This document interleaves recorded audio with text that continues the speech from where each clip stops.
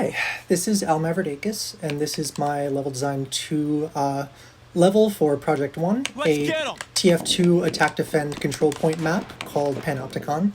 Or rather, tentatively, that's, the inspiration behind the design, so that's what it's called.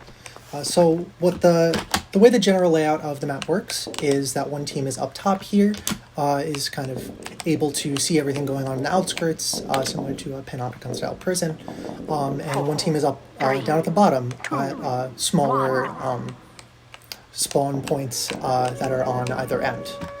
The map is radially symmetric, and I feel it, is put together really well, as far as I could take it with the time and resources we had. Yeah, I feel like it's really well laid out in terms of just available space. It originally started out, not having, as much space, as much kind of density in certain spots as I would have hoped. For example, back up where these bridges are, they used to just be freestanding, and this was very open.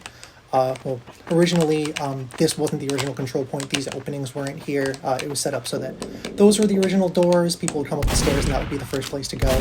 And this would be the first control point. However, I thought it would be cool, but just the progression ended up being a little muddy with that. And yeah, it just didn't feel the best or, the most efficient between the two teams. So yeah, I feel like it really facilitates engaging gameplay. Even kind of beyond the aspect of, a multiplayer game, a goal with that being designing around, as many styles as possible. And on top of designing around what is inherent to a game. What I've kind of found as someone who isn't, has played TF2 an amount of times I can probably count on one hand, it really just exemplifies all of its different roles and, is able to just use them more consistently and, in a more intertwined fashion than most games that I've seen. And so essentially I start off with this general blueprint, this general idea for the map, just saying, okay, I'm going to put this together from the blueprint and, troubleshoot from there how, I want this to look, how I am able to facilitate the most, distinct kinds of gameplay between different parts of it. And I feel like it really was able to do that well. We'll talk about terms of complexity when it comes to just, the engine compiling the level. But yeah, with just the different, means of play and the different kind of types of combat ranges, which was also, made a point to be, very important to focus on. There was some spots that weren't originally opened up that I feel like, because they have been, has really enhanced things. For example, the windows in the center spire there, those used to be completely blocked off. I feel like opening those as well as, making it different per level, and yeah, opening stuff here a bit too, while also having, a bit of points of cover, really allows some like more mid-range combat. Up top there, originally, testers told me that it felt a bit off, being able to shoot from this point, just generally with it being unfair, being able to, access the center control point here, while also, having a degree of cover that's just, pretty unfair, since they can't really get up to you if, you got that bit. And so actually, that is why I ended up adding this center cylinder here. These platforms used to be freestanding or more so free-floating. And yeah, throwing these in here not only solved that problem, but actually allowed for there to be a bit more cover in the spire as well, on all the different floors. With that being there, especially like when there's a group standing here, or, even like an individual, someone coming down from the stairs up there, you can kind of do that whole, like, around the table bit, and, yeah, make that, a little more interesting than it otherwise would be.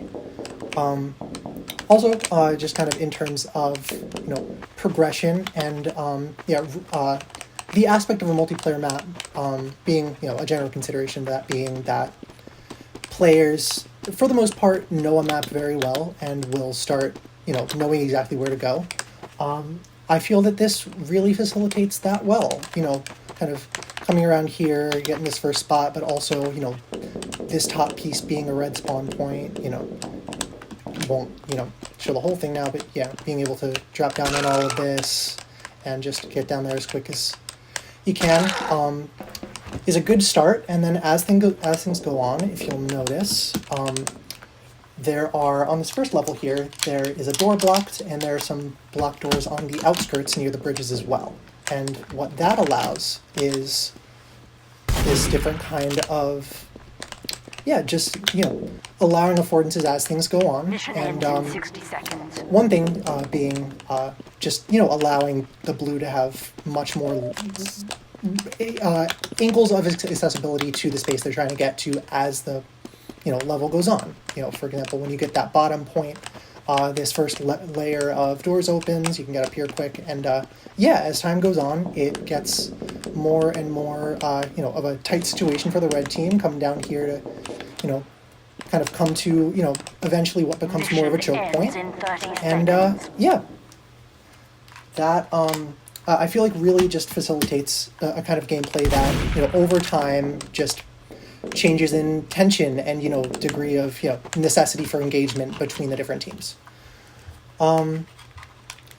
So, I mean, just also, you know, we've talked about, you know, designing to as many styles as possible and what's inherent in the game, one and the same in this case, as well as, you know, some degrees of cover, like up here between the windows in this space, and yeah, with that center spire. The kind of scale and symmetry they have changed a bit over time. This level used to be generally a bit bigger in scale.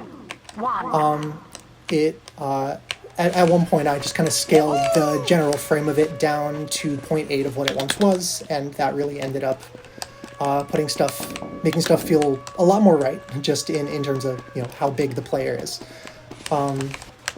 The map, as you can tell, is radially symmetric, and just kind of with that idea of the Panopticon structure, I was really interested in, you know, how that would pan out, and I feel like it, you know, got put together really well, and pretty nice general structure of it.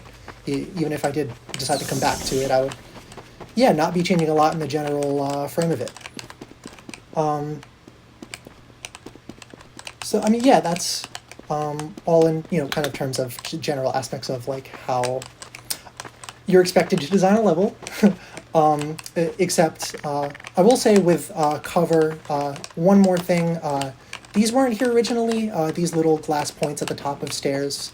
I felt that, you know, a player coming up, you know, having that access is a bit more fair than, you know, coming down here and, you know, having them, you know, able to shoot at your feet from an angle.